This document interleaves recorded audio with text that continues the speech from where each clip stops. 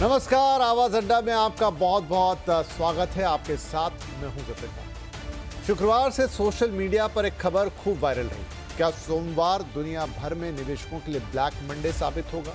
ये कयास लगाया था सीएनबीसी अमेरिका के एंकर जिम क्रामर ने और रेफरेंस दिया था 19 अक्टूबर 1987 का, जब पूरी दुनिया में शेयर बाजार एक साथ क्रैश हो गए थे। उनकी ये बात अब सच भी साबित हो चुकी है। आज पहले नंबर लगा एशियाई बाजारों का, जिनमें हमारा बाजार भी शामिल है, जो खुलते ही लहूलुहान हो गया। फिर यूरोपीय मार्केट में खून खराबा हुआ और अब अमेरिकी बाजारों में भी जोरदार गिरावट के साथ कारोबार की शुरुआत तो हुई। हालांकि इस वक्त हम देख रहे हैं कि वहां के बाजारों में एक रिकवरी भी आ गई है। दुनिया भर के निवेशक इससे थोड़ी बहुत राहत की सांस शायद ले रहे होंगे, क्योंकि अमेरिकी बाजारों ने तेज गोता लगाने के बाद खुद को संभाला है। लेकिन अब हर तरफ चीख पुकार मच गई है। बातें होने लगी है कि क्या हम किसी बड़े इकोनॉमिक डिजास्टर की तरफ बढ़ रहे हैं? क्या अभी बाजारों को और भी बुरा वक्त देखना है? क्या पूरी दुनिया मंदी की तरफ बढ़ रही है? भारतीय बाजारों का यहां से क्या होगा? क्या ये वक्त एक बुरे सपने की तरह है या फिर ये नींद उड़ा देने वाला है? आज इसी पर हम करेंगे चर्चा। हमारे साथ कार्यक्रम में शामिल हो रहे हैं वरिष्ठ आर्थिक पत्रकार Shubhmay Bhattacharya ji, industry expert Sunil Subramaniam, SW capital के director Pankaj Jain, foreign policy expert Swasti Rao और वरिष्ठ पत्रकार शिवकांत शर्मा। आप सभी का बहुत बहुत स्वागत है। सुनील जी, मैं आपसे शुरुआत करना चाहता हूं। जैसा मैंने एक रेफरेंस दिया शुरू में कि एक टीवी एंकर ने अमेरिका में पहले ही इस तरह का एक प्रेडिक्शन दिया था और वो प्रेडिक्शन आज ऑलमोस्ट सही भी साबित होता हुआ दिखाई दिया। और जिस तरह से जो बाजारों के हाल हुए, क्या ये एक टेम्परेरी चीज है जो ट्रम्प टैरिफ और फिर उसका टेरर, या फिर अब ये बात सीरियस हो चली है? देखिए, डेफिनेटली ट्रेड वॉर शुरू हो गई है। टैरिफ और काउंटर टैरिफ की बात है। इसके कारण जरूर हम देखेंगे कि जो पहले जीडीपी के प्रोजेक्शंस थे वर्ल्ड के, उसमें करेक्शन आएगा। बिकॉज कोई भी अभी कुछ काम नहीं करेगा ना, माने दे विल वेट टू कि कैसे होता है ये प्ले। तो उस चीज के अंदर मार्केट में क्या है कि मार्केट का अनएंटिसिपेटेड ये सिचुएशन, फर्स्ट उन्होंने ट्रम्प की इतनी रेसिप्रोकल टैरिफ लगाएंगे ये सोची नहीं थी, इसलिए पहला करेक्शन शुरू हुआ। अब चाइना और कनाडा इतना भयंकर काउंटर एक्शन कर रहे हैं, ये भी मार्केट ने एंटिसिपेट नहीं किया। तो अब के बाद जो नेगेटिव सरप्राइजेस जो है अभी प्राइस में आ गए हैं। अब वॉलिटिलिटी जो है और एक स्लोडाउन का कितना होगा मायना, ये मार्केट ढूंढेगी। तो मेरे मन में जो भयंकर करेक्शन होता वो हो गया है। अब इसके बाद इतनी ही भयंकर करेक्शन और आने की मेरी उम्मीद नहीं है। बस जरूर वॉलिटिलिटी कुछ दिन के लिए जारी रहेगी, क्योंकि कौन जीतेगा कौन हारेगा, कहाँ पे गठबंधन होगा, ये दोनों बड़े देश, मैं चाइना और अमेरिका की बात कर रहा हूँ, बिकॉज इसके बाद ही फॉलो आउट बाकी देश के ऊपर आएगा। और हमारी मार्केट के बारे में आप करें तो इंडिया की जो आउटलुक है अब तक क्लियर है। क्या चीज कि एक, हम कॉन्ट्रा काउंटर में नहीं जाने वाले हैं, हम झगड़े नहीं करने वाले हैं। हम एक सॉल्यूशन ढूंढ रहे हैं इसमें से, माने कोई टैरिफ कट करना है तो हमारी एक प्रैग्मेटिक अप्रोच है, वो अच्छी खबर है इंडिया के लिए। सेकंड, इस चीज के कारण जो भी स्लोडाउन के कारण आपको मेटल्स के प्राइसेस, ऑयल के प्राइसेस, सब इंपोर्ट्स, हम एक ट्रेड डेफिसिट कंट्री है, तो ये जो भी इंपोर्ट में राहत मिल रही है, आज ब्रेंट क्रूड 65 पे आ गया, ये सब इंडिया के लिए अच्छी खबरें हैं। तीसरी है कि यहाँ पे जो माहौल, एक स्लोडाउन की बात हो रही है इंटरनेशनली, और यहाँ पे भी इन्फ्लेशन की कटौती हो रही है, और अभी तेल का इन्फ्लेशन, इंपोर्टेड इन्फ्लेशन भी कम होने की गुंजाइश है, तो जरूर एक आरबीआई का रेट कट भी सामने दिख रहा है। तो इंडियन मार्केट्स के लिए कुछ पॉजिटिव्स भी यहाँ से निकल रहे हैं। तो मेरे ख्याल में वर्ल्ड मार्केट में उतना नहीं कह सकता, मगर इंडियन मार्केट में एक बहुत बड़ा जो करेक्शन का रीसेट हुआ है, वो इसके बाद इतना बड़ा करेक्शन आने की मेरी उम्मीद नहीं है। अब थोड़ी वॉलेटिलिटी रहेगी, मगर और रिकवरी भी कुछ टाइम लगेगी, मगर और अभी गहरी कोई भी एक गिरावट मैं नहीं मानता हूं कि होगा। आज ज्यादातर हो गया है। जैन साहब से भी राय ले लेते हैं। पंकज जी, जैसे सुनील जी कह रहे हैं कि जो डैमेज होना था हो गया है, अब यहां से डैमेज कंट्रोल ही शुरू होगा और डैमेज नहीं दिखेगा बाजार में। नमस्कार Vipin ji, thanks for having me on the show. देखो विपिन जी, इस समय जैसे हम आपसे बात कर रहे हैं लाइव, इस तरह की खबरें आ रही हैं लाइव कि प्रेसिडेंट ट्रंप ये सोच रहे हैं कि 90 डे का मॉरिटोरियम दे दिया जाए टैरिफ्स पे except China, and we have seen a V shaped recovery in US markets in last say half an hour kind of thing. तो सबसे बड़ी जो अनिश्चितताएं बनी हुई हैं, सबसे बड़ी जो एक वेगरी बनी हुई है कि ट्रंप साहब दिन में 2-3 बार या हफ्ते में 5-6 बार किस तरह की पॉलिसी बयान कर रहे हैं, कितना बड़ा यू टर्न ले रहे हैं, कितना बड़ा यू टर्न नहीं ले रहे हैं। So I think that is what is worrying the market the most, apart from tariff. Tariff तो हैं ही, और ये टैरिफ्स के साथ I think Trump, President Trump including his administration, they have been pretty adamant. So अगर ये मान के चलें कि इस तरह के टैरिफ्स अभी फॉर शॉर्ट टर्म बने रहेंगे, आई थिंक मार्केट में अनिश्चितताएं बनी रहेंगी। और हम जैसा हम कह रहे हैं, हम जो बात कर रहे हैं, जो अपने क्लाइंट से बात करते हैं, लोगों से बात कर रहे हैं, इस समय 3 तरह की मार्केट्स हो गई हैं। What would happen in next 6 weeks, what would happen in next 6 months, and what would be projected happening in next 18 months. तो हमारा ये मानना है कि अगले 6 हफ्ते मार्केट काफ़ी वॉलेटाइल रहेंगी। जिस तरह का आज हमने मेहम देखा है, आई डोंट थिंक इस तरह का मेहम बहुत आसानी से दोबारा रिपीट होएगा। I think these are one of kind of things, but market में वॉलेटिलिटी बनी रहेगी। और मार्केट अगर हम देखें टेक्निकली, ज़्यादातर global markets including US markets, अगर हम टेक्निकल्स के हिसाब से देखें, they are very close to being bear phase या बियर फेज में आ चुकी हैं। इंडियन मार्केट्स में भी हम देख रहे हैं, it all started with poor Q2 Q3 results, और जहां हमने देखा कि एफआईज की बहुत कंसिस्टेंट बड़ी सेलिंग चलती आ रही थी। आज भी अगर हम देखें 9,000 करोड़ की करीब सेलिंग है, शुक्रवार को भी करीब 9-10 हज़ार करोड़ की सेलिंग थी। सो आई थिंक बीच में एक इंटरिम पॉज सा देखा गया था उनकी तरफ से, but they have not been stopping. So all in all I don't think अभी बहुत सीरियस एनकरेजिंग सिग्नल्स मार्केट के लिए हैं। मार्केट को पहले प्लेटू आउट होना पड़ेगा, टाइम वाइज एक करेक्शन, एक प्लेटू जोन में गुजरना पड़ेगा। क्या वो जोन 21,500 से लेके 23,000 निफ्टी में, I don't know. I think that could be a probable zone, but उसको कोई ऐसे डेफिनेट बेसिस पे नहीं कहा जा सकता। फिर Q4 के किस तरह के रिजल्ट्स आते हैं, क्या उसमें ग्रीन शूट्स देखने को मिलते हैं, नहीं मिलते हैं, किस तरह की कमेंट्री आती है, खासतौर से starting with technology stocks. I think जिस तरह की उसके साथ एक जो हमारे जो एक मेजर जो I would say resilient sectors थे, something like technology, pharma, even they have taken a dent. So सब चीज़ों का समीकरण ये है कि मार्केट में काफ़ी वॉलेटाइल फेज चलता रहेगा। People will have to be very cautious, traders will have to be very cautious, और इन्वेस्टर्स, मेरे को लगता है people who have are still sitting with surplus, I think उनको एक quality stocks, quality sectors identify करने पड़ेंगे। बहुत मुश्किल काम नहीं है, मतलब to name few of the quality sectors, और उसमें हर मेजर डिप पे निबल करते रहे। 6 हफ्ते में हो सकता है they may be sitting on losses of 5 to 7-8%, but on a 6 month basis, on a 18 month basis, I am very sure कि एक अच्छे रिटर्न, बहुत एक्सॉर्बिटेंट रिटर्न की बात ना करें जो वर्ष 2023 या 24 में मिले, but any return say between 15 to 30% I think would be a decent return. So ये एक समीकरण हैगा, एंड मेरे को लगता है कि मार्केट को अपार्ट फ्रॉम द टैरिफ्स, जो एक जिसे हम बोलते हैं president Trump tantrums, I think जिस तरह की बयान वो देते रहते हैं और बदलते रहते हैं, उससे बहुत अनिश्चित है। बिजनेस इस तरह नहीं चलते हैं, कंट्रीज इस तरह नहीं चलती हैं कि आप सुबह शाम अपने बयान बदलते रहे। तो एक कंसिस्टेंट पॉलिसी चाहिए, एंड लेट्स होप कहीं ना कहीं वो कंसिस्टेंसी कुछ हफ्तों बाद मार्केट्स को और ग्लोबली देखने को मिले हमारे। शुभमय, क्योंकि पूरा मामला पॉलिसीज से जुड़ा है और फिर उसके बाद अनकंसिस्टेंसी से, जो अभी पंकज जैन साहब ने कहा, और जिस तरह की अनकंसिस्टेंसी या जर्कीनेस या कितने भी इसके लिए अलग अलग विशेषण का इस्तेमाल किया जाए, डोनाल्ड ट्रंप साहब जिस पावर पे वो बैठे हुए हैं और जिसके साथ वो उसका इस्तेमाल कर रहे हैं। अभी का ही आप उदाहरण देख लीजिए, अमेरिकी बाज़ारों की बात कर रहे थे पंकज, वहाँ पर पहले एक शार्प फॉल, फिर एक शार्प राइज, रिकवरी, और फिर से शार्प फॉल, वो बीच में खबरें चल गई कि पॉज हो सकता है, ये तमाम चीज़ें। तो डोनाल्ड ट्रंप को कैसे समझें? क्या वो ये चीज़, या तो वो इतने अनाड़ी हैं कि उनको पता नहीं है कि इसका क्या असर होगा, जो कि लगता नहीं है, या फिर वो जानबूझ के ऐसा कर रहे हैं कि मैं यही करूँगा, एग्जिट ठान के बैठ गए हैं, इसका नतीजा कुछ भी हो। क्योंकि अमेरिका जो देश है और वहाँ की जो चीज़ें हैं, उसका पूरी दुनिया पे कितना इम्पैक्ट पड़ता है, ये तो हम सब लोगों ने देख लिया।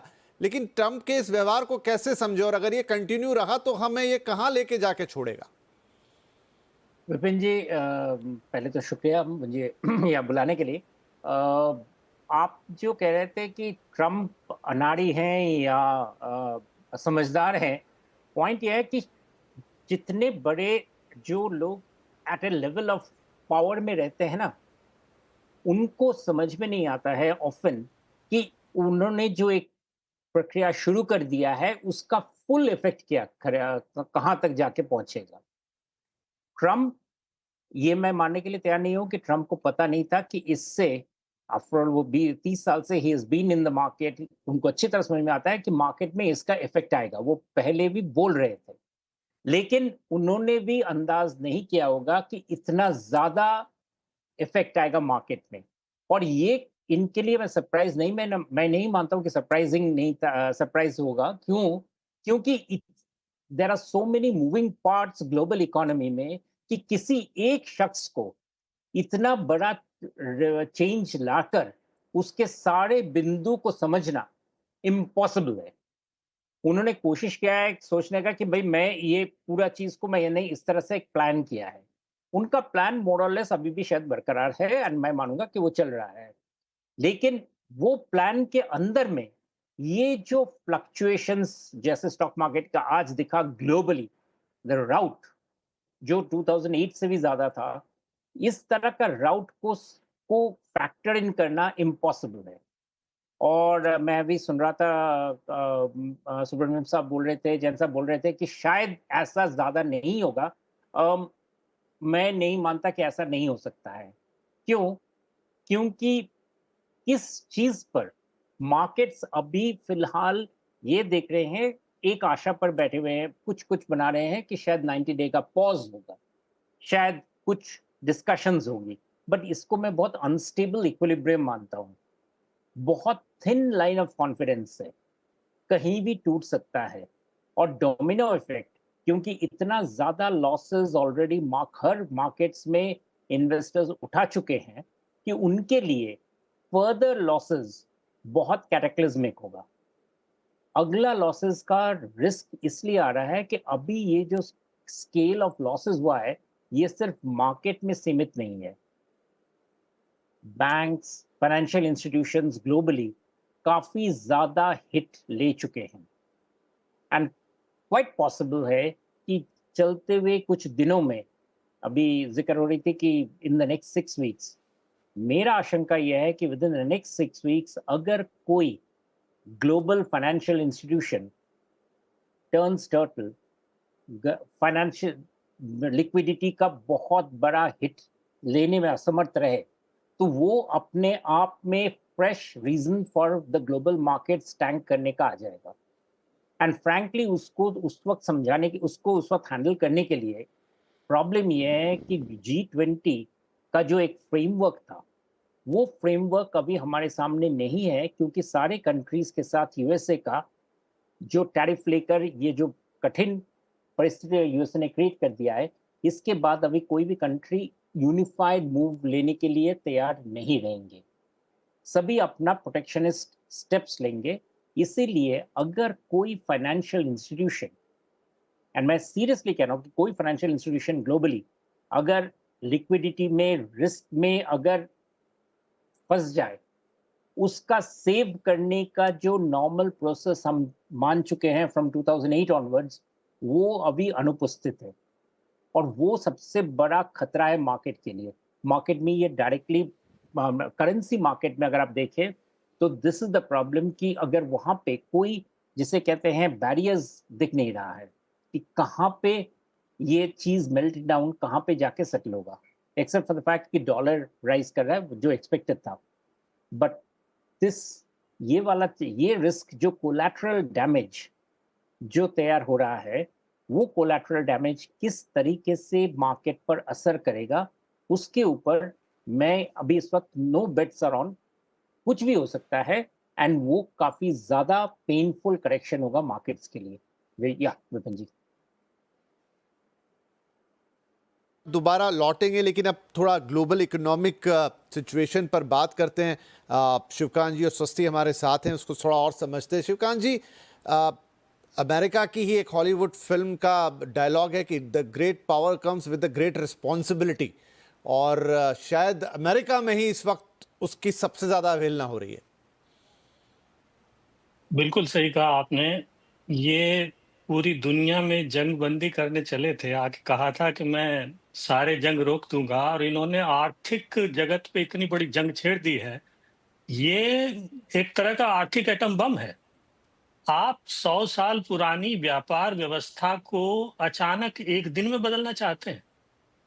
भाई, ये सब मानते हैं और ये साफ दिखाई दे रहा है कि पिछले 30 साल से अमेरिका, अब उसका व्यापार घाटा लगभग $1 ट्रिलियन के आसपास पहुंच गया है, जिसका मतलब होता है 1 लाख करोड़ डॉलर। 1 लाख करोड़ डॉलर की पूंजी हर साल आपके देश से जा रही है। ठीक है, ये विश्व व्यापार संगठन की अध्यक्षा ने भी ये बात मानी थी, और ये इस पर बात करने के लिए लोग तैयार हैं, इसके लिए मंच बने हुए हैं। लेकिन इसके लिए ये नहीं है कि आप पूरी दुनिया के ऊपर जो है वो इस तरह के टैरिफ लगा दें और एक दीवार खड़ी करके बैठ जाएं। ये जो बात कर रहे हैं 1919 की, 1917 की, जब अमेरिका महान होता था, जब अमेरिका में टैरिफ से ही काम होता था, इनकम टैक्स लगते ही नहीं थे। उस दुनिया में और आज की दुनिया में ज़मीन आसमान का फ़र्क है। आज आप एक छोटी-सी चीज़ बनाने के लिए 50 देशों से पुर्जे मंगवाते हैं, अलग-अलग चीज़ें बन के आती हैं। अगर आप एक पे टैरिफ लगाएँगे तो दूसरे पे असर पड़ेगा। इसी वजह से इतनी बड़ी घबराहट है, और सबसे बड़ी बात ये है कि अभी तक यूरोपीय संघ ने तो कुछ किया ही नहीं है, वो तो अभी प्लान ही बना रहे हैं। हालाँकि सारे इशारे इस तरह के हैं कि वो बात करना चाहते हैं, लेकिन आखिरकार आप कारों पे और उनके लग्ज़री के सामान पे, सब पे 25% और कम से कम, और 10% तो है ही, ये अगर टैरिफ लगाएँगे, तो कैसे कारें बिकेंगी? कैसे उनका काम चलेगा? तो जर्मनी, जापान, दक्षिण कोरिया, जितने भी कार बनाने वाले देश हैं, चीन को छोड़ भी दें, तो उन सब की तो बहुत ही बुरी हालत है, उनकी तो कंपनियाँ ठप हो जाएँगी। कंपनियों ने कारें बनानी बंद कर दी हैं, क्योंकि उनको अब यही तय नहीं कर पा रहे हैं कि अमेरिका में किस भाव में कार बिकेगी। तो सबसे बड़ा जो खतरा होता है व्यापार के लिए, बाजार के लिए और निवेश के लिए, वो है अनिश्चितता। और ट्रंप साहब अनिश्चितता की प्रतिमूर्ति हैं एकदम एकदम। वो ऐसी अव्यवस्था फैलाना चाहते हैं, और उस अव्यवस्था के फॉग में वो ये चाहते हैं कि वो समझौते कर लेंगे और टैरिफ कम कर लेंगे। तो ये होने वाला नहीं है। उनके 2 ही प्लान थे। उनका एक तो ये था कि साहब, मैं जो है वो बाकी हाँ, हाँ, देशों मेरा से मैं मैंने टैरिफ जस्ट कम बोलना था, करा लूँ। क्योंकि बीच में मुझे लगा था कि कहीं बीच में वॉल्यूम डाउन तो नहीं हो गया है, क्योंकि नहीं, आप बोलें सर। जी, तो मैं ये कह रहा था कि उनकी योजना खाली ये थी कि या तो इस धमकी से, जो भी कहें, उनकी धमकियाँ बदलती रहती हैं। जैसे बाय द वे, अभी वो जो खबर आ रही थी उड़ती-उड़ती कि साहब 90 दिन का जो है वो 90 दिन के लिए रोक देंगे चीन को छोड़ करके, वो व्हाइट हाउस ने क्लियर कर दिया है कि वो गलत खबर थी, फेक न्यूज़ थी। तो इसलिए अब दोबारा बाज़ार गिर रहे हैं। और बाजारों में ये घबराहट चलेगी जब तक ये अनिश्चितता बनी रहती है, और अनिश्चितता तब तक बनी रहेगी जब तक सबसे समझौते नहीं हो जाते। इनका जो प्लान है वो ये है कि साहब, मेरे यहाँ जितने भी जो मैन्युफैक्चरिंग इंडस्ट्री बाहर गई है, जैसे कारें हैं, हैवी मशीनरी है, वो सब दूसरे देशों में बनने लग गए हैं, कपड़े दूसरे देशों में बनने लग गए हैं, वो सब अमेरिका में लौट के आ जाएँ। ठीक है, कंपनियाँ आ रही हैं, वादे कर रही हैं कि हम इतने लाख लगा देंगे, इतने करोड़ लगा देंगे। कब उन्होंने वो लगाया? कब फैक्ट्रियाँ बनी? कब ये जो है निर्माण होना शुरू हुआ? कब वहाँ नौकरियाँ लौटी? ये तो बहुत लंबा मामला है, इसमें तो कई कार्यकाल बीत जाएँगे। और तब तक क्या करेंगे बाज़ार? तब तक निवेशक क्या करेंगे? कहाँ जाएँगे? दूसरा इनका प्लान ये था कि अगर ये सब नहीं भी होता है, तो इस हड़कंप में होता ये है आम तौर पे कि आपको अगर अपना व्यापार घाटा कम करना है, तो आप अपनी मुद्रा का अवमूल्यन करते हैं, ताकि आपका सामान सस्ता होता है। आपका सामान सस्ता होता है, ज़्यादा बिकता है, तो व्यापार घाटा बराबर हो जाता है। इनके यहाँ समस्या ये है कि रिज़र्व करेंसी है, तो डॉलर का अवमूल्यन हो ही नहीं पा रहा। अभी देखो, इतनी इन्होंने अनिश्चितता फैला दी है, इसके बावजूद डॉलर का भाव चढ़ता जा रहा है। जबकि चाहते ये हैं कि डॉलर जो है उसका अवमूल्यन हो, डॉलर गिरे, ताकि जो है वो निवेश अमेरिका में आए और अमेरिका का व्यापार घाटा कम होने वाला नहीं है। हाँ, एक चीज़ हो सकती है, इस हड़बड़ाहट में बॉन्ड महँगे हो गए हैं और इंटरेस्ट रेट नीचे आ गए हैं, तो ये फेड को तो धमका करके इंटरेस्ट रेट नीचे गिरवा नहीं सकते। ये वैसे इंटरेस्ट रेट नीचे गिरवा लेंगे, तो उससे एक राहत इनको मिल जाएगी। बाकी मुझे नहीं लगता कि इनका कुछ इस तरह की जो इनकी योजनाएँ हैं, ये पूरी होने वाली हैं। हाँ, ये ज़रूर है, इनकी पुरानी आदत रही है, पिछली 2-3 बार से ये कर चुके हैं कि बड़ी-बड़ी धमकियाँ देते हैं, उसके बाद थोड़ा बहुत, छोटा बहुत इनको रियायत मिल जाती है, तो उससे उसको जो है वो अम, उसकी तूती बजाते रहते हैं और कहते हैं कि देखिए साहब मैंने ये हासिल कर लिया। तो ऐसा संभव है कि ये कुछ दिनों में ये कह के कि साहब हम जीत गए, अमेरिका जीत गया, अब अमेरिका को कोई शिकायत नहीं है, अब सब ठीक चलेगा। लेकिन जो अनिश्चितता इन्होंने पैदा कर दी है, जो समस्या इन्होंने खड़ी कर दी है, वो समस्या जाएगी नहीं और ये जो झटका लगा है बाज़ार को और निवेश को, ये झटका बहुत लंबा चलेगा, इससे उभरने में बहुत दिन लगेंगे। स्वस्ति, क्या ये ट्रम्प साहब ने जो कर दिया है, और जैसा शिवकांत जी ने कहा कि अब कर तो दिया है, बाद में उसे पलटेंगे, घुमाएंगे, वो खबरें आज भी देखिए बहुत कुछ अभी चल रहा है अमेरिका के अंदर इस वक्त, काफ़ी अलग अलग तरह की खबरें आ रही हैं, कभी फेड की बैठक की, कभी इसकी, कभी उसकी, और फिर व्हाइट हाउस से कुछ क्लैरिफिकेशंस आ रहे हैं। मतलब घोर कन्फ्यूजन की स्थिति वहाँ पर भी है, और वही कन्फ्यूजन अब उन्होंने पूरी दुनिया में फैला दिया है। तो जब अमेरिका में कोई नीति बनती है, कोई रणनीति बनती है, तो जितना हम यहाँ देखते हैं कि भाई एक ऐसा नहीं है कि राष्ट्रपति बिल्कुल सर्वे सर्वा है उसके पास बहुत अधिकार हैं, लेकिन एक पूरी कैबिनेट है, तमाम सलाहकार हैं, फिर सदन है। क्या इतना आसान है कि वो अपनी नीतियों को इस तरीके से पूरी दुनिया पे थोप के हाहाकार मचा रहे हैं और अमेरिका में इस चीज का अंदाजा किसी को भी नहीं है? जी, तो देखिए पहली बात तो ये है कि ऐसा सच में लगता है कि हम एक बहुत ही इर्रेशनल दुनिया में रह रहे हैं, क्योंकि जो भी चीज़ कॉस्ट बेनिफिट एनालिसिस में रैशनल मालूम पड़ती है, बहुत सारे जो ये लीडर्स हैं वो उसका ठीक विपरीत करते दिखाई पड़ते हैं। तो अमेरिका में अब जैसे डोनाल्ड ट्रम्प ने हाहाकार मचाया है, उसके पास उनका जो हथियार है उसको एग्जीक्यूटिव ऑर्डर कहते हैं। तो इस एग्जीक्यूटिव ऑर्डर से हालांकि अभी ये लागू नहीं हुए हैं, लेकिन जैसा कि सारे ही पैनलिस्ट ने समझाया कि इससे जो नुकसान होता है वो स्पेक्युलेटिव होता है, क्योंकि जो इंटरकनेक्टेड नेचर है ग्लोबल इकोनॉमी का वो उसको झेल नहीं पाता। लेकिन एक दो चीजों पर देखिए अभी बात नहीं हुई है जो मेरे ख्याल है बहुत लोग समझते नहीं है। बाजार कैसे काम करता है, कैसे आज या 2 घंटे बाद करेगा, वो एक अलग बात है। पहले तो ये समझें कि जो इन्होंने ये टैरिफ्स लगाए हैं, इसका अमेरिकन इकोनॉमी से सीधा सीधा कुछ लेना देना है भी या नहीं। देखिए अगर 1.2 ट्रिलियन डॉलर का डेफिसिट है अमेरिका का, तो अमेरिका दुनिया का सबसे रिच अमीर देश कैसे है? वो इसलिए भी है क्योंकि यही जो बड़ा ट्रेड डेफिसिट है, जिससे सबसे बड़ा ट्रेडिंग पार्टनर मतलब है बहुत सारे देशों के लिए, और ये इसी वजह से ये इसको इस डेफिसिट को फाइनेंस कर सकते हैं, क्योंकि ये उसके बाद मनी को बोरो कर सकते हैं फॉरेन लेंडर्स, और जो फॉरेन इन्वेस्टमेंट है वो यूएस के एसेट्स में, जो उनके बॉन्ड्स हैं एक्सेट्रा, उनमें उसी विश्वसनीयता की वजह से पैसे इन्वेस्ट करते हैं। और अभी जो इन्होंने किया है वो ये किया है कि ट्रेड डेफिसिट का हथियार बना के उन्होंने कहा है कि हम टैरिफ लगाएंगे, और जिस फॉर्मूले से टैरिफ लगाया है उस फॉर्मूले का भी यथास्थित मतलब ऑब्जेक्टिविटी से कोई लेना देना नहीं है। जो फॉर्मूला था वो हमें ट्रेड इम्बैलेंस बता रहा था।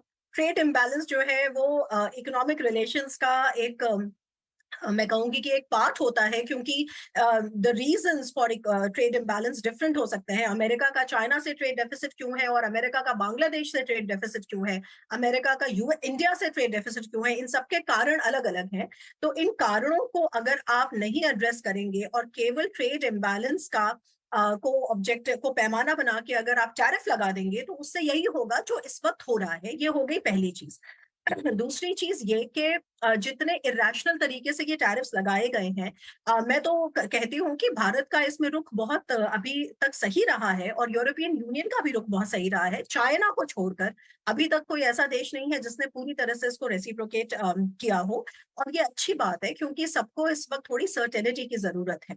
और लॉन्ग टर्म उसमें देखिए जो प्रॉब्लम है वो ये समझनी जरूरी है हमको कि अमेरिका जो है वो इंडिया का सबसे इंपॉर्टेंट ट्रेडिंग पार्टनर है, सबसे इंपॉर्टेंट स्ट्रेटेजिक पार्टनर है। लेकिन अगर डोनाल्ड ट्रंप इस तरीके के नी जर्क रिएक्शंस दिखाएंगे तो ये बहुत बड़ा एक सवाल पैदा करता है कि आफ्टर ऑल ये रिलेशनशिप कैसे नेविगेट होगी। ये पहली चीज। दूसरी चीज जो और इस पे बात नहीं हो रही है कि अगर डोनाल्ड ट्रंप ये सब चीजें चाइना को टारगेट करने के लिए कर रहे हैं तो इस नी जर्क रिएक्शन से तो असल में चाइना के ऊपर डिपेंडेंस बढ़ा रहे हैं वो और पार्टनर्स, क्योंकि अमेरिका से अनसर्टन अनस्टेबल पावर साबित हो रहा है। और तीसरी बात जो आपने मुझसे सवाल पूछा था वो ये कि मैं I am of the view कि देखिए अभी डोनाल्ड ट्रंप के पास ये धड़ाधड़ एग्जीक्यूटिव ऑर्डर्स जो है वो साइन करते जा रहे हैं लगातार। आधे से ज्यादा उसमें से वो लीगल है नहीं है इस पे तो बाद में चर्चा होती है, लेकिन उसके पहले मार्केट धराशायी हो जाता है। वो ये भी कहीं ना कहीं है कि देखिए अमेरिका में भी गवर्नर्स का इलेक्शन होने वाला है, तो वो अपने मागा फैन बेस को, क्योंकि जब से वो 2018 में आए थे तब से ही वो टैरिफ कर रहे हैं। उस वक्त भी उन्होंने जो टैरिफ लगाए थे उससे अमेरिका में ही स्टील वगैरह महंगा हुआ था, चाइना में तो सस्ता ही हुआ था। इस बार भी जब उन्होंने कैंपेनिंग करी थी तो उन्होंने बहुत बड़े बड़े आंकड़ों को कहा था कि हम 100% लगाएंगे, 60% लगाएंगे। अब जाके फाइनली लगाया तो थोड़ा कम लगाया है, लेकिन नॉनदलेस अभी जब मिड टर्म इलेक्शंस होंगे अमेरिका में तो मुझे नहीं लगता कि उनकी नीतियों की वजह से दोनों हाउसेस में उनकी मेजोरिटी रहेगी। और असल में हमको भी थोड़ा स्ट्रेटेजिक पेशेंस की जरूरत है और देखने की कि असल में ये कब तक ये इस तरह का बिहेवियर दिखा सकते हैं जो पूरी तरह से नी जर्क है, इरैशनल है और इकोनॉमिक लॉजिक पर बेस्ड ही नहीं है। बाकी सब बातें और पैनलिस्ट कर चुके हैं तो मैं अपनी बात को विराम दूंगी। नहीं, आपने बहुत अच्छे से सभी, मेरे ख्याल से सभी पैनलिस्ट ने जो बातें यहाँ रखी हैं, चाहे वो मार्केट से डायरेक्टली रिलेटेड हों या फिर ओवरऑल वर्ल्ड ऑर्डर पे हों या टैरिफ्स पे हों या ट्रंप पे हों या अमेरिका में क्या चल रहा है, हर बात का मायना है आज जिस तरीके की स्थिति है। सुब्रमण्यम साहब, अगर मैं आपसे समझना चाहूँ, देखिए बाजार तो सब तरफ गिर रहे हैं, अमेरिका में भी गिर रहे हैं, वहाँ के भी निवेशक बहुत पैनिक में इस समय, वहाँ भी कोई अच्छी स्थिति नहीं है। क्या चल रहा है इस समय निवेशकों के बीच में? और एक बात मैं बहुत तेजी से एक सर्कल में होते हुए देख रहा हूं कि क्या अब एफआईआई लौट के भारत की तरफ फिर से देखेंगे, क्योंकि पूरी दुनिया की ही स्थिति वैसी बन गई इंक्लूडिंग अमेरिका। तो पहले मैं एक चीज आपको बताऊं कि ये जो मार्केट ने अभी एंटिसिपेट किया है, मैं समझता हूं कि वर्स्ट केस है। मैं बताया कि 2 दिन एनालिस्ट ने कहा कि नहीं अभी इससे भी वर्स हो सकता है। मैं क्यों कह रहा हूँ, ये बात सिंपल सी। ट्रम्प की 1987 में उन्होंने बुक लिखी थी, the art of the deal. उससे मैं एक पैराग्राफ पढ़ लेता हूँ, ठीक है, सुन लीजिए। Trump says that while making a deal, it starts with an unachievable demand which suddenly puts the other party in a fix. Rather than thinking about any rational number, the unbelievable starting number becomes the anchor to negotiate. Then Trump gives a concession and walks away with a very good deal, while other party also feels good about having won a concession. तो मेरा मानना है कि ये जो उन्होंने लगाया जो टैरिफ, चीन को छोड़ दीजिए, बिकॉज चीन को वो एक सबक सिखाना चाहते हैं क्योंकि वो काउंटर टैरिफ लगा रहे हैं, और बाकी सब देश के बाद ये जरूर अपने जो टैरिफ करंट लगाया है उससे कम ही एक्चुअल में डील करेंगे, तो वो डेफिनेटली एक राहत मिलेगी, क्योंकि वो एक बिजनेसमैन है। अल्टीमेटली वो एक डील में क्लोज करना चाहते हैं, नो डील उनको नहीं चाहिए, वो एक बात है। तो अमेरिका की मार्केट, और इतना भी जो सवाल में आपने बताया उसको रिप्लाई करता हूं कि अमेरिका में इसलिए प्रॉब्लम है क्योंकि उन्होंने कहा कि ये टैरिफ का इंपैक्ट अमेरिकन कंपनीज को, कंज्यूमर्स को पास ऑन करने से मना किया है। उन्होंने बोला कि मैं सख्त कार्रवाई लूंगा अगर आपने ये इन्फ्लेशन को उधर बढ़ने दिया। तो ये बात भी है, इसलिए उनकी ईपीएस पे अगर प्रेशर आ जाएगी, ये अनिश्चितता अमेरिकन निवेशक पे है, राइट। इसलिए अमेरिका में मार्केट इतनी करेक्ट हुई है क्योंकि वहां पे ईपीएस ग्रोथ का प्रोजेक्शंस अभी रिवाइज करना पड़ रहा है। सेकेंड बात, वो ऐसे क्यों कर रहे हैं, क्योंकि अल्टीमेटली उनको इन्फ्लेशन को नहीं बढ़ाना है, क्योंकि उनको दबाव देना है फेड के ऊपर कि आप इंटरेस्ट रेट की कटौती करो, तो एक स्लोडाउन भी आ जाए वो उनको प्रॉब्लम नहीं है, क्योंकि स्लोडाउन प्लस अगर इन्फ्लेशन नहीं बढ़ी तो फेड के हाथ में भी रेट कट छीन के लेंगे, यही उनकी कोशिश है। सक्सेस ये कब होगा, तो एफआईएस की रुख यह है कि अभी अमेरिका में अनिश्चितता है ईपीएस ग्रोथ के ऊपर, इसलिए वो अमेरिका से पैसा निकाल रहे हैं। अब ये डेवलपिंग सिचुएशन को देखें तो क्या होता है कि एफआईएस को कहीं ना कहीं तो पैसा निवेश करना ही है ना, तो कहाँ ढूंढेंगे कि कहाँ पे इसकी एक आउटलुक पॉजिटिव निकल सकती है। जरूर एफआईएस अभी क्या है कि चीन में, क्योंकि काउंटर वॉर चल रहा है, चीन के ऊपर नाराजी रहेंगे, और चीन को फिच ने डाउनग्रेड भी किया है, तो वो एक भी कारण है। मगर बाकी देशों के पास जो जो चीज में एक ट्रेड एग्रीमेंट की गुंजाइश है, जैसे इंडिया में बातचीत चल रही है, एक बायलैटरल ट्रेड एग्रीमेंट साइन होने की होप है। और होप कहां से आती है? क्योंकि एक्टिव डिस्कशंस हो रहे हैं। पीयूष गोयल जी उधर गए थे, वापस उनकी टीम भी आई थी। सेकेंड चीज, मोदी जी और ट्रम्प जी जब मिले थे उधर, तब उन्होंने कहा था कि ये $500 बिलियन तक हम बढ़ाएंगे 2030 तक। यानी उनकी तरफ से भी इंडिया से ट्रेड रिलेशनशिप बढ़ाने की बात हो रही थी।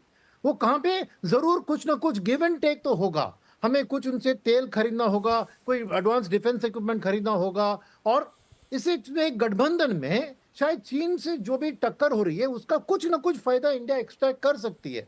तो मेरे ख्याल में जब एफआईएस देखेंगे कि हमारी जो 6.5% की जीडीपी ग्रोथ, मानते हैं कि अभी ग्लोबल स्लोडाउन के कारण ये 6.5 शायद 5.5 तक गिर सकते हैं, मगर एक 5.5 के लेवल में भी इंडिया सबसे तेजी से बढ़ने वाली देश होगी।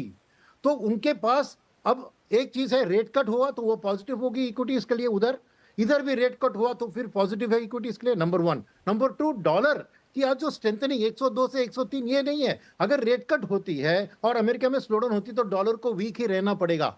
वो भी एक पॉजिटिव है एफआईएस को भारत में निवेश करने के लिए, आरबीआई की रेट कट। और फाइनली एक चीज जो है अनिश्चितता इंडियन मार्केट में, वो है अर्निंग सीजन और गाइडेंस की आउटलुक। उसके लिए डोमेस्टिक फंड मैनेजर्स वेट कर रहे हैं। मगर जब मैंने कहा कि यहाँ ज्यादा उतना गिरावट उतना अभी एंटिसिपेट नहीं करूं, क्योंकि डीआईएस की बाइंग पावर, आज भी 9,000 करोड़ एफआईएस ने बेचे, 12,000 करोड़ डीआईएस ने खरीदा, फिर भी मार्केट गिरी 3%। मगर सबसे स्मॉलेस्ट फॉल इंडिया में था क्योंकि डीआईएस का सपोर्ट था। और ये डीआईएस ने क्या किया? उन्होंने कुछ मिड एंड स्मॉल कैप को बेच के एफआई लार्ज कैप्स को खरीदा, इसलिए टॉप इंडेक्स में उतना गिरावट नहीं था। सो डीआईएस के पास पैसा है, वो धीरे धीरे डिप्लॉय करेंगे, जैसे ही भयंकर कुछ सेलिंग आती है तो भी कवर करेंगे। तो एफआईएस के मन में भी वो ये देखेंगे कि इंडिया एज अ मार्केट थोड़ी लेस वॉलेटाइल और मोर स्टेबल है, एक बायलैटरल डील होने की संभावना है और बातचीत भी है, और हम एक टक्कर के रास्ते में नहीं जा रहे हैं, हम गठबंधन के रास्ते में जा रहे हैं। तो वो इस ओवरऑल ग्लूम सिनेरियो में एक पॉजिटिव सिल्वर लाइनिंग इंडिया के पास है। तो एफआईएस जरूर उतना बिकवाली इंडिया में भी कम करेंगे, और शायद वापसी भी जब होती है इंडिया में सबसे पहले वापसी करेंगे, यही मेरी उम्मीद है।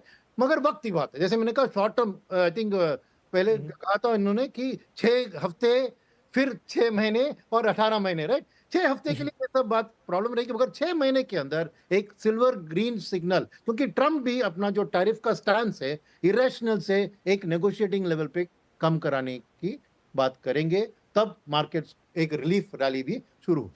यही है मेरी टिप्पणी। नहीं पंकज जी, मुझे सुनील जी की बातें कन्विंसिंग लग रही है, जिस तरह से उन्होंने पिक्चर पेंट की। नो डाउट कि उसमें आपको कुछ कुछ बम्प्स देखने को मिल सकते हैं, लेकिन जो एक ब्रॉडर पिक्चर है वो लग रही। तो क्या ऐसे में अब हमारे निवेशकों को अभी क्रेडिट पॉलिसी है जिसमें मान के ही चलिए कि एक 25 बेसिस पॉइंट का रेट कट आना ही आना है, कुछ सरप्राइज आ जाए तो वो शायद और बोनस हो जाएगा। उसके अलावा अभी बाकी के नंबर्स भी ठीक ही ठीक हैं, चाहे इन्फ्लेशन की बात करें चाहे ग्रोथ नंबर्स की बात करें, कंट्रोल में है। आगे देखें तो सही बात है कि अर्निंग सीजन्स पे एक नज़र होगी और उसमें भी कमेंट्री पर नज़र होगी। ऐसे में क्या आपको अपने मार्केट पे ही ट्रस्ट करना चाहिए? हाँ, आपके जो बाइंग फंडामेंटल्स है वो सही होना चाहिए कि क्या खरीदना है आपको, क्या नहीं खरीदना है, लेकिन आपको बहुत पैनिक करने की जरूरत नहीं है। कुछ लोग हमेशा गिरावट पे कहते हैं कि ये एक मौका भी है खरीदने का। कैसे इस करंट सिचुएशन को एनालाइज करेंगे?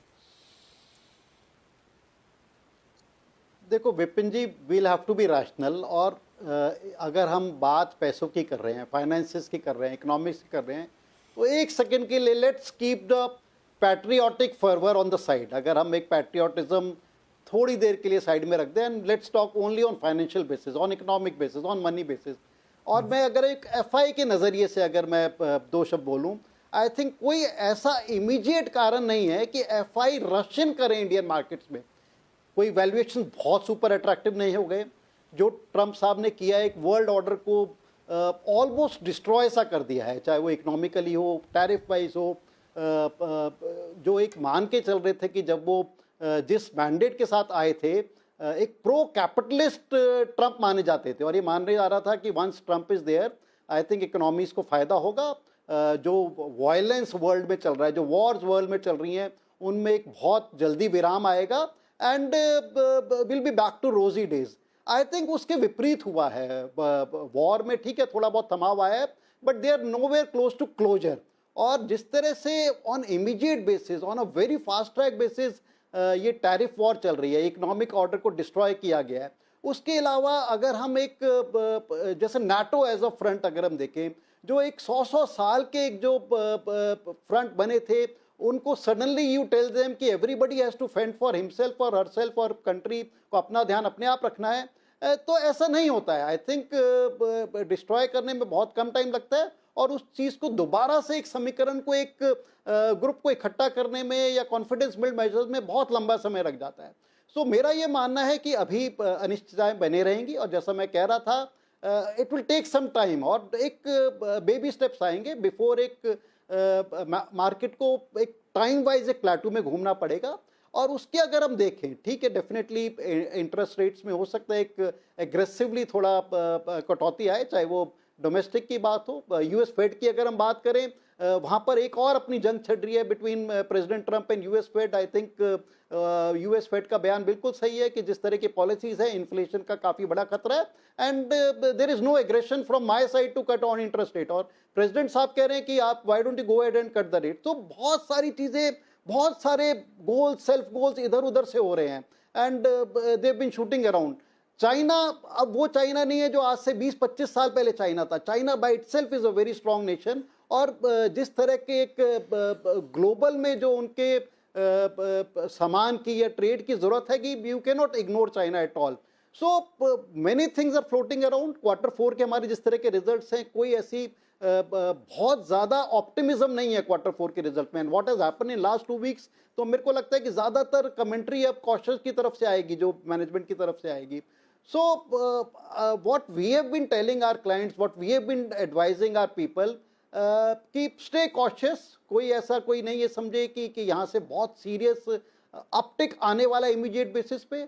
सिलेक्टिवली मार्केट में इन्वेस्टमेंट करिए, इन्वेस्टेड रहिए, बुरे सेक्टर्स, बुरे स्टॉक से बाहर निकलिए, डोमेस्टिक कंजम्पशन की तरफ थोड़ा ध्यान दीजिए, something like good banking, good NBFCs, those kind of तक। क्योंकि वर्ल्ड ऑर्डर में हम चारों तरफ डिस्ट्रक्शन देख रहे हैं। Way to park the money, gold नीचे आना शुरू हो गया, सिल्वर नीचे आ रहा है, क्रूड में डिस्ट्रक्शन देख रहे हैं, बिटकॉइन में डिस्ट्रक्शन देख रहे हैं, इक्विटी में डिस्ट्रक्शन देख रहे हैं, बॉन्ड यील्ड्स नीचे आ रही हैं, पैसा बैक टू ट्रेजरी जा रहा है, बैक टू बॉन्ड जा रहा है, बैक टू एफडी जा रहा है। सो एक आई थिंक एक अनफोर्सीन सा एक समीकरण मार्केट में हुआ है and one will have to stay cautious. और ऐसा नहीं मैं मानता कि एफआईज बहुत सीरियसली बहुत जल्दी रशियन इंडियन मार्केट्स में करने वाला है। Rather I would give full marks to them. आज से 6 महीने पहले जब उन्होंने एक एग्रेसिवली सेलिंग स्टार्ट की थी and that selling was nothing to do with Trump, that selling was because of the valuation.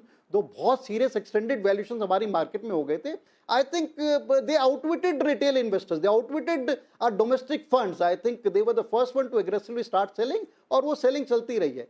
So let's wait and watch. एक चीज़ और मैं कहूँगा, अगर हम पूरे वर्ल्ड में देखें, out of every $100 invested in the world, जो India as a emerging market आती है, $3 से $4 इंडिया में पहुंच पाते हैं। Majority $65 to $70 are still invested in USA और बाकी इमर्जिंग मार्केट्स में। So on a global platform, on a global scale अगर हम देखें तो इतना बड़ा इंडिया का पाई नहीं हैगा। ठीक है, domestically we have grown, our economy is rising fast and you can not ignore economy like India. But मेरा ये मानना है कि एफआईज कोई बहुत जल्दी तरीके से इंडिया में रशियन नहीं करने वाले। ठीक है, चलिए दो अलग अलग व्यू, एक सुनील साहब का व्यू जो कि काफी ऑप्टिमिस्टिक है और एक पंकज जी का व्यू जो कह रहे हैं कि मैं रियलिस्टिक ही बात करूंगा when it comes to the money. तो ये दो अलग अलग व्यूज हैं, दो अलग अलग चीज़ें हैं और अपने बातों को रखने के लिए दोनों ने अपने अपने रैशनल्स दिए हैं। मैं एक छोटा ब्रेक ले रहा हूं, लेकिन ब्रेक के बाद जब लौट कर आएंगे तो एक महत्वपूर्ण और सवाल होगा जिसकी चर्चा बहुत हो रही पूरी दुनिया में कि क्या हम एक ग्लोबल रिसेशन की तरफ बढ़ रहे हैं। अगर हाँ तो उसका हमारे ऊपर क्या इम्पैक्ट आएगा, अगर ना तो हमारी इकोनॉमी के जो फंडामेंटल्स है वो इस समय कितने रोबस्ट हैं, और फाइनली जो कुछ हो रहा है क्या ये थम जाएगा या अभी इसमें और कुछ देखना या एक बड़ी पिक्चर सामने आना बाकी है और वर्ल्ड ऑर्डर यहाँ से एक मेजर चेंज होता हुआ दिखाई देगा। छोटा ब्रेक के बाद ये 2-3 अहम सवाल।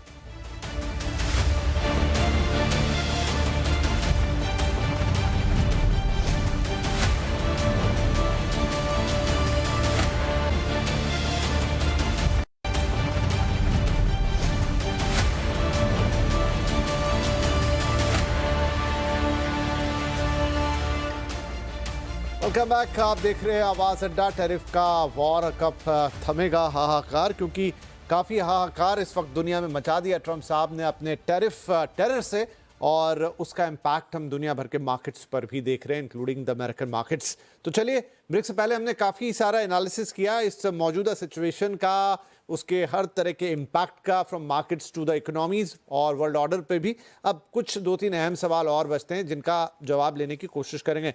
शुभमय साहब, जैसा मैंने कहा कि एक बहुत बड़ी चर्चा अब चल निकली है कि क्या हम एक ग्लोबल रिसेशन की तरफ जा रहे हैं। क्या वाकई में इस तरह के साइंस दिख रहे हैं कि ग्लोबल रिसेशन की तरफ हम बढ़ रहे हैं, और अगर ऐसा है तो क्या हमें बहुत ज़्यादा चिंता करने की ज़रूरत है? क्या कहेंगे?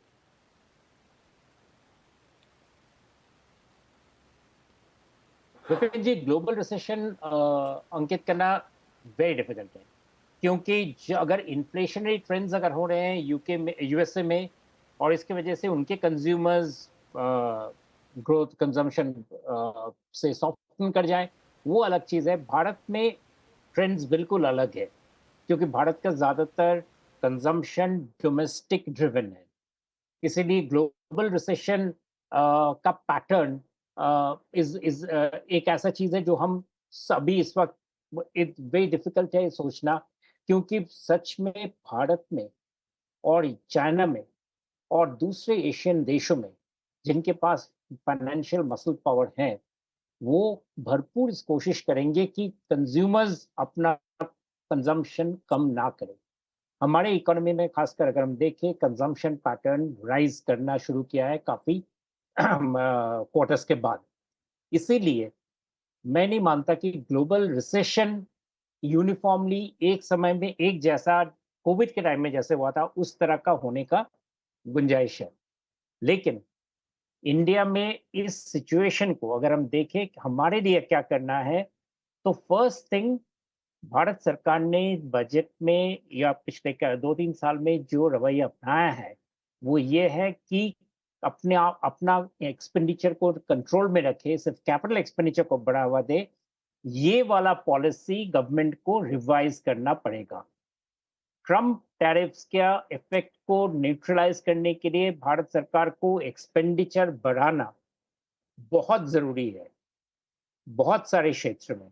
और इसको करने के लिए अगर बहुत सारे इंपॉर्टेंट डिसीजंस लेने पड़ेंगे, फिस्कल डेफिसिट से जुड़ा हुआ, साथ में रेवेन्यूज दूसरे तरीके से कहाँ से लाया जाए। लेकिन मैं समझता हूँ कि इस वक्त भारत में फाइनेंशियल प्राइम मिनिस्टर्स ऑफिस में, फाइनेंस मिनिस्ट्री में, कॉमर्स मिनिस्ट्री में यही सबसे बड़ा सवाल सामने आ रहा है, और इस पर वो निश्चित ही चिंता कर रहे हैं, क्योंकि कंजम्पशन अगर हम बढ़ाएंगे नहीं तो हम इस जिसे कहते हैं मैसिव अनसर्टेनिटी जो ग्लोबल मार्केट्स में है, उसका हम सामना नहीं कर पाएंगे।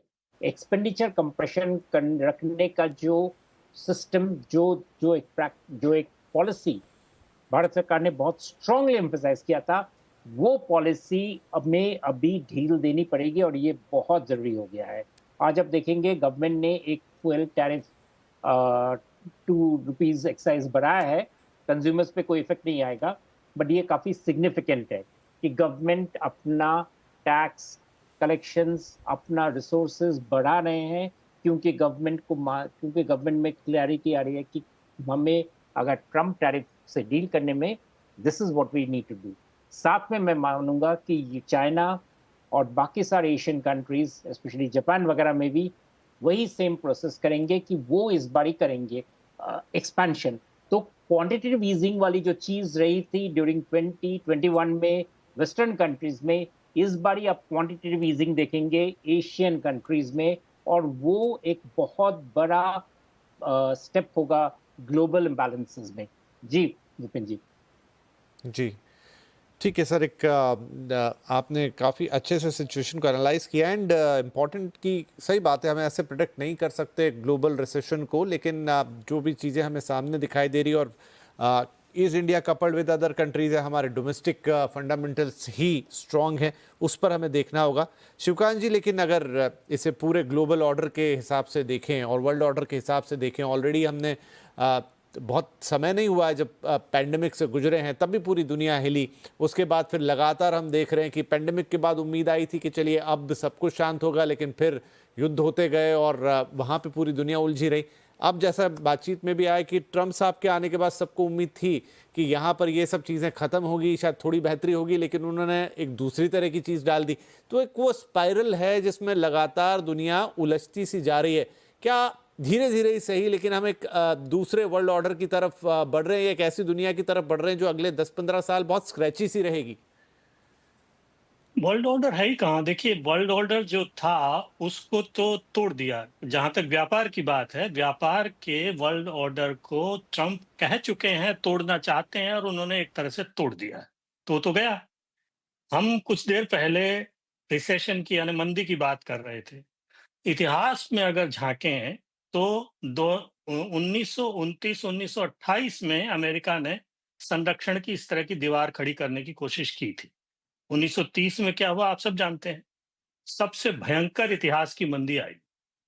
1970-71 में निक्सन ने एक बार फिर इस तरह की संरक्षणवादी दीवारें खड़ी करने की कोशिश की थी।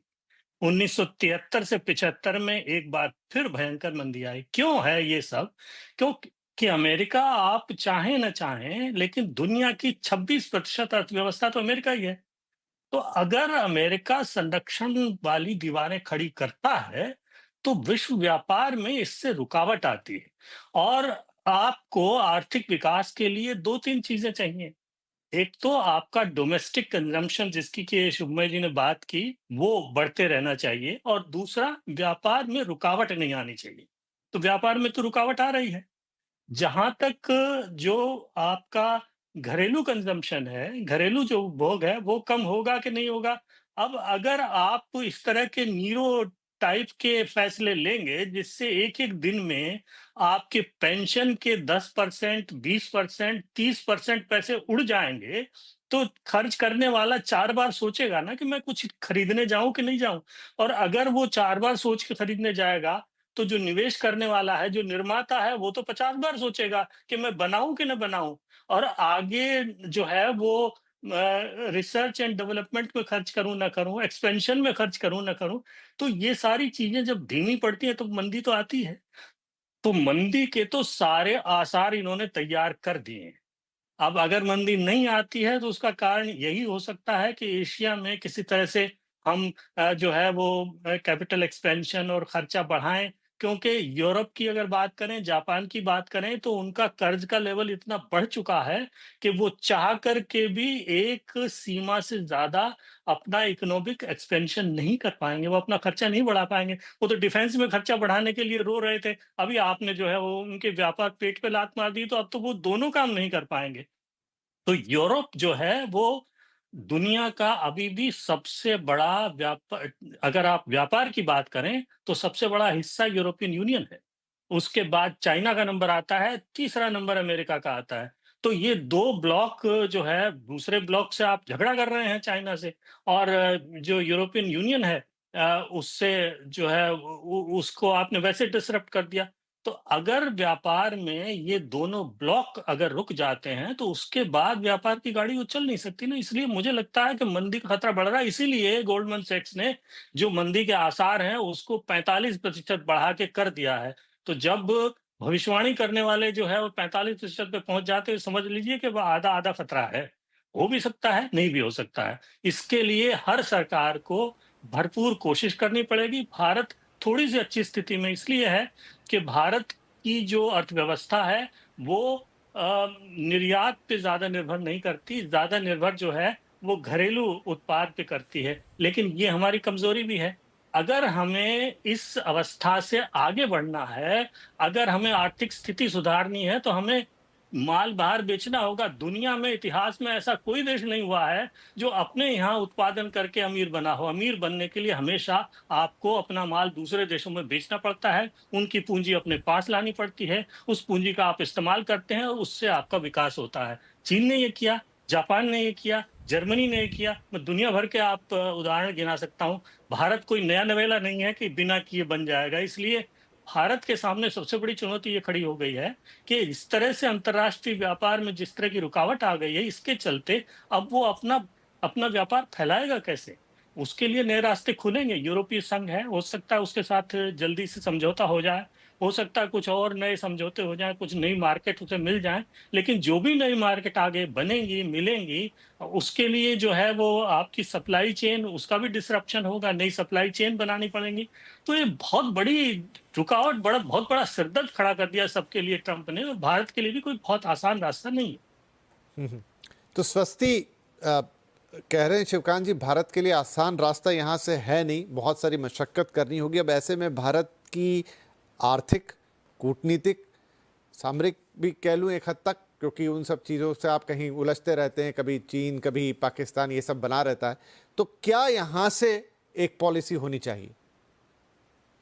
देखिए, यहाँ पे जो बातें हो रही हैं उसमें मैं देख रही थी कि किस तरह से भारत की 1.5 बिलियन पॉपुलेशन को के बारे में कंजम्पशन लेड इकोनॉमी को लेकर भारत की स्ट्रेंथ बताया जा रहा था। मेरा इससे विचार जो है वो अलग है। देखिए, भारत का जो मैन्युफैक्चरिंग है वो हमारी दुखती रख है, वो हमारा वीक स्पॉट है, वल्नरेबल स्पॉट है। और उस मैन्युफैक्चरिंग, अभी भी दुनिया का जो मैन्युफैक्चरिंग हब है, जो फैक्ट्री है, वो चाइना है। और हो ये रहा है कि जो वेस्ट की डी रिस्किंग सो कॉल्ड हो रही है, अभी आप डोनाल्ड ट्रंप को जाने दीजिए, ये तो वैसे भी एक तरीके का, आपको मैंने, जैसे हम सब लोग कह रहे हैं कि ये तो नी जर्क रिएक्शन है, लेकिन लॉन्ग टर्म अगर आप व्यू देखते हैं तो भारत का जो सबसे बड़ा प्रॉब्लम है वो ये है कि हम मैन्युफैक्चरिंग हब नहीं बन पा रहे हैं। और इसके लिए हमने अपने सारे एफटीएस रोक दिए थे। आप एफटीए की बात कर रहे हैं कि ट्रेड डील कर लेंगे, अरे इतनी ट्रेड डील तो करी, सारे जो हमारा जो एफटीए है उसका यूटिलाइजेशन लो है। हमारे we suffer from a systemic low FTA utilization. ठीक है, ये तो इसको हम कैसे ठीक करेंगे? इसमें हमें अपनी मैन्युफैक्चरिंग कहाँ से आएगी? मैन्युफैक्चरिंग के अगर आप डेटा उठा के देखें तो 2024 के ही फर्स्ट क्वार्टर, सेकंड क्वार्टर में और थर्ड क्वार्टर का जो कंपैरिजन है, as a proportion to our GDP, manufacturing का जो प्रतिशत है वो घट गया है। तो मैन्युफैक्चरिंग के लिए हमें एफडीआई चाहिए, भारत एफडीआई आ नहीं रहा है। जो पैसा चाइना नहीं जा रहा था डी-रिस्किंग के नाम पे, वो भारत ना जाकर वियतनाम और सिंगापुर जा रहा था। और भारत क्यों नहीं आ रहा है? इसलिए थोड़ी कि भारत से लोगों को कोई नाराजगी है, क्योंकि हमारा जो इंटरनल सिस्टम है वो इन्वेस्टमेंट फ्रेंडली नहीं है। क्योंकि डब्ल्यूटीओ फेल कर चुका है, डिस्प्यूट सेटलमेंट मैकेनिज्म नहीं है, मल्टीलैटरलिज्म डेड हो चुका है। इस वजह से बायलैटरल इन्वेस्टमेंट गारंटीज हमें देनी पड़ेंगी, वो हम देने के लिए तैयार नहीं है, क्योंकि उसके लिए फिर हमें कहीं ना कहीं हमें उनके साथ एफटीए करना पड़ेगा, अपना मार्केट एक्सेस खोलना पड़ेगा। और अभी हम अमेरिका को प्रोटेक्शनिस्ट होने के लिए कह रहे हैं, हम खुद सबसे बड़े प्रोटेक्शनिस्ट हैं। तो बात यहाँ पर ये है कि अगर भारत की बात आती है तो जो अभी हमें जो डी-रिस्किंग दिख रही है कि हम बहुत एक्सपोर्ट कर रहे हैं वेस्ट को, और चाहे वो यूरोपियन यूनियन हो, चाहे यूके हो, चाहे यूएसए हो, तभी तो हमारा ट्रेड सरप्लस है ना फिर इन कंट्रीज के साथ, जिसपे अभी अमेरिका ने तलवार चलाई है।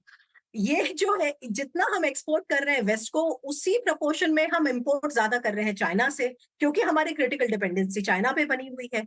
तो कहने का मतलब ये है कि अगर आप, मतलब अगर हम दुनिया में जो हम लोग यहाँ बैठ के चर्चा कर रहे हैं, अगर हम डी रिस्किंग को लेकर सीरियस हैं, भारत की इकोनॉमी को कंजम्पशन लेड से मैन्युफैक्चरिंग भी अगर हम उसमें लाने में सीरियस हैं, तो हमारे को बेसिकली इंटरनल रिफॉर्म करना पड़ेगा। ऐसे हमें पाथवेज क्रिएट करने पड़ेंगे जिससे कि एफडीआई आए। आपको क्या पता है कि 2023-24 फाइनेंशियल ईयर में we earned more from remittances than we earned from FDI. FDI हमारे देश में आई 70 से 75 बिलियन डॉलर, रेमिटेंसेस हमारे देश में आए 125 बिलियन डॉलर, और अमेरिका जो है वो उभरा है सबसे बड़े रेमिटेंसेस के सोर्स के रूप में। तो इस तरह के जो समीकरण है उससे हम लॉन्ग गेम नहीं खेल सकते, हम एम्बेडेड नहीं हो सकते ग्लोबल सप्लाई चेन्स में। ठीक है, हम 1.5 बिलियन लोग हैं, लेकिन उसका हम पूरी तरह से, और इसीलिए हम इतने वल्नरेबल हो जाते हैं, जैसे कि अमेरिका जैसा देश अगर ऐसा नीजर्क रिएक्शन करता है तो फिर हमारे सामने एक प्रॉब्लम आ जाती है, क्योंकि अब ऐसे में अपने आप को बैलेंस करने के लिए फिर हमको अब आप कैसे, अब यूरोपियन यूनियन के साथ जो एफटीए कर रहे हैं तो वहां पे भी तो जो मामला है वो प्रोटेक्शनिज्म को लेकर ही फंसा है ना कहीं, तो खोलना पड़ेगा ना हमें। अमेरिका हमसे जबरदस्ती करके खुलवाएगा तो फिर हमें यूरोपियन यूनियन के लिए भी खोलना पड़ेगा। यूके भी तो यही कह रहा है कि हमें मार्केट एक्सेस दीजिए। नॉन ईयू जो कंट्रीज के साथ हमने एफटीए किया है वहां भी तो मार्केट एक्सेस की बात है। तो जितने भी तरीके से हम इस बात को एक्सप्लेन करें विपिन जी, जितने भी तरीके से हम देखें, लेकिन अल्टीमेटली जो इसका रास्ता है वो इंटरनल रिफॉर्म से ही आएगा। आप एग्रीकल्चर रिफॉर्म चाहिए, हमें लेबर रिफॉर्म चाहिए, हमें अपने इन्वेस्टमेंट जो इकोसिस्टम है उसे बिजनेस फ्रेंडली बनाना है, उसके लिए हमें बायलैटरल इन्वेस्टमेंट गारंटीज देनी पड़ेंगी और तभी बात आगे बढ़ेगी, वरना जो अभी हो रहा है वही होगा। इसीलिए हम चुप्पी साध के बैठे।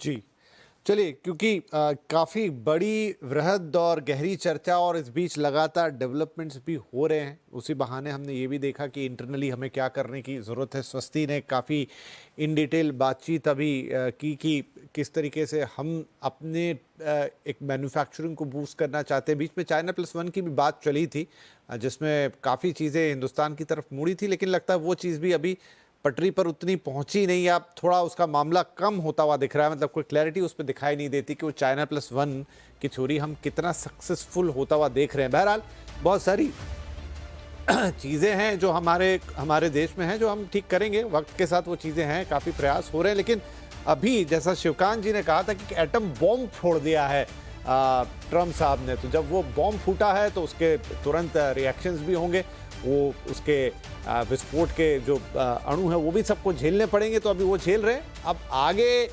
ट्रम्प और क्या क्या चीज़ दिखा देंगे, कैसे ये सब कुछ सेट होगा। क्या जो सुनील जी ने कहा है कि वो उनका जो कोट पढ़ के बताया था कि ये उनका एक तरीका है या उनका एक पुराना थ्योरी है कि थोड़ा सा पहले मरोड़ दो और फिर उसके बाद सेटल कर लो, क्या वैसा कुछ होने वाला, ये तो थोड़ा सा अनफोल्ड होता हुआ नजर आएगा। लेकिन जहाँ तक मार्केट्स की बात है, अभी शायद हमें डोमेस्टिकली उसे देखना होगा। बाकी चीज़ें भी हैं, लेकिन आगे आरबीआई का पॉलिसी, हमारे रिजल्ट, तमाम चीज़ें हैं, वो कितना ऑप्टिमिस्टिक है नहीं अलग बात है, लेकिन नज़र तो आपको उस पर रखनी पड़ेगी। आई होप कि शायद यहाँ से चीज़ें सेटल होती हुई नज़र आए। मार्केट्स को जितना डेंट देखना था उन्होंने देख लिया हो, आगे सेटल हो या फिर कुछ और ट्रम्प के पिटारे से निकल जाए तो किसी को नहीं पता। तो अनिश्चितता एक बड़ा बज़ वर्ड है। इसके साथ ही मुझे ये कार्यक्रम समाप्त करना होगा, क्योंकि शुरुआत भी वहीं से हुई थी, एक खबर आई, फिर आगे आई, फिर पीछे गई। लेकिन फिलहाल आप सभी मेहमानों का बहुत बहुत धन्यवाद, और फिर शायद कोई और खबर आ जाएगी जिस पर हम साथ में बैठेंगे और चर्चा कर रहे होंगे। लेकिन फिलहाल के लिए बहुत शुक्रिया, नमस्कार।